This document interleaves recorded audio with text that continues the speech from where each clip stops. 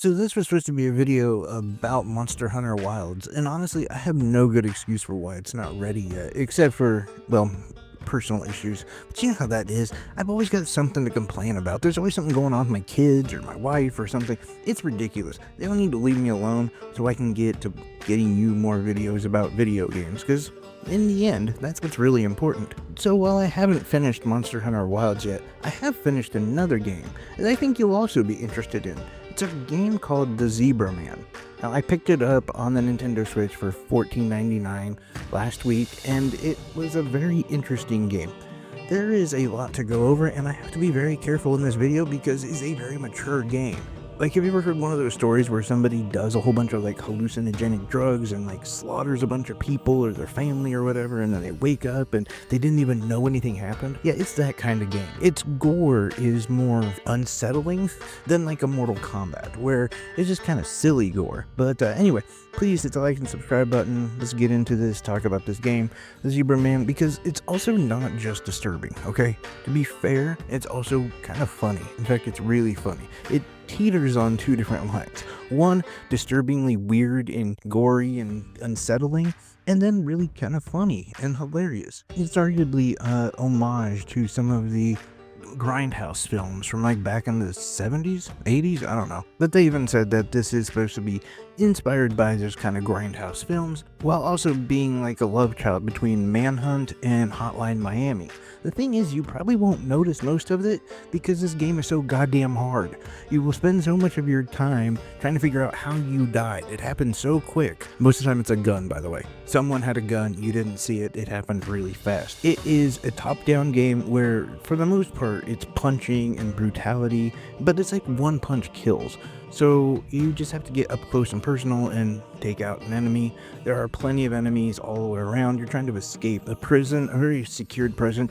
They know that you're dangerous and that you have problems. This isn't just some regular run-of-the-mill prison. It's like a government multi-security level type prison. And the story sort of grows from there. I don't want to ruin too much more, partially because I don't know. Like, it is a real head trip. Like, you're not sure what's real, what's not real.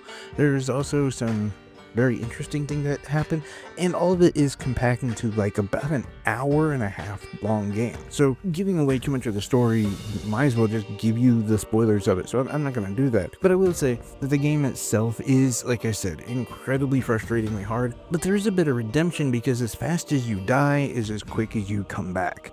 There isn't a lot of waiting between your next attempt at getting through the level, and that is nice because in some of these games where you do die a lot, it can be just torturous staring at a main menu or the menu screen or the loading screen or any of that, and you just want to get back in there.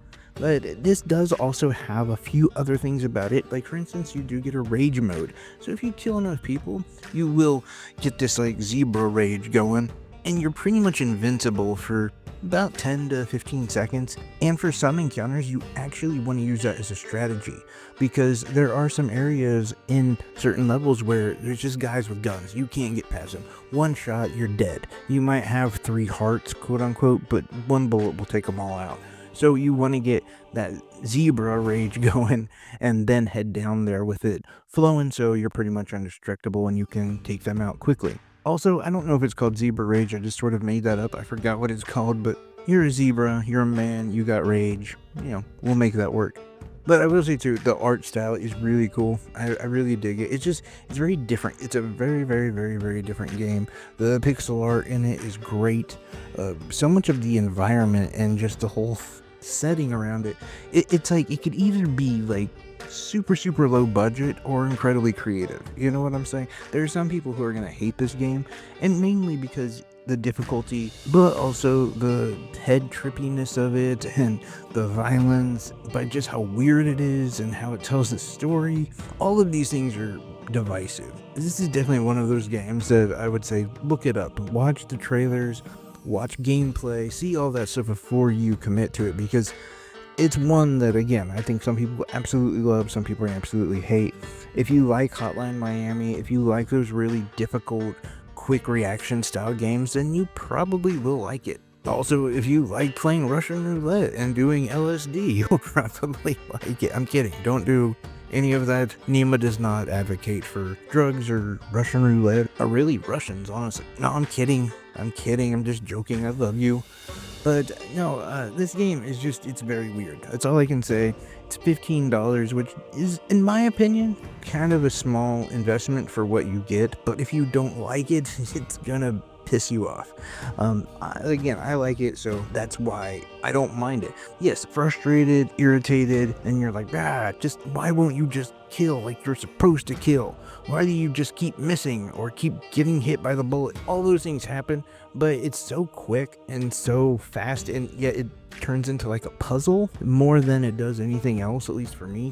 And I enjoyed that aspect of it, and once I looked at it that way, as this almost strategic puzzle style game, I really just opened up a different element of it for me and became less just hacky slashy, I'm gonna just take my chances and run it the enemies, trying to punch them and hit them as quick as I can, and to really take back and analyze what I was doing. But again, that's just me. You may not have that same feeling, because honestly, Hotline Miami, I never got into. I know some people who absolutely love that game. I think it was a perfect game, but for me, it wasn't there. But I will say, the Zebra Man, for me, I do really like it. I would give the game about an 8 out of 10. Honestly, some of the bland gameplay is made up for by the artistry. I have no idea why I just said that so weird, but no, like most of the combat is sort of monotone. It's just kind of, it's exciting and whatever, but it's very basic. So yeah, a lot of the art, the dialogue, the writing, a lot of that really makes up for that one-dimensional aspect of the combat. But ultimately, it's a fun game.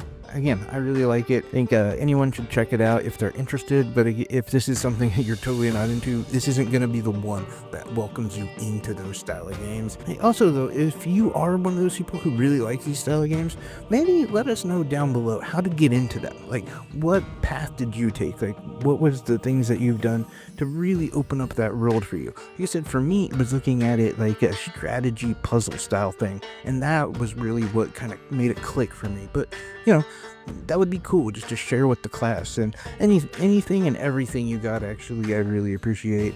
Anyway, I love every single one of you. Take care, everyone. Bye-bye. Including you Russians, I love you too. Oh, wait. Super last thing. The performance was actually really good. I wanted to make sure I noted that, because that is so crucial on these style of games. Like, if the performance sucks or there's crashes and lagging and things like that, then you might as well just avoid playing it completely. I don't know how I forgot to mention that, but I really actually have no notes down for this game because it was so short. I don't want to give anything away, so I'm just sort of going off the top of my head right now. So apologize, and that is also why I ended the video, and I'm gonna keep going with the video. No, I'm kidding. I'm done. I'm completely done. I love you guys. Take care, everyone. Bye-bye.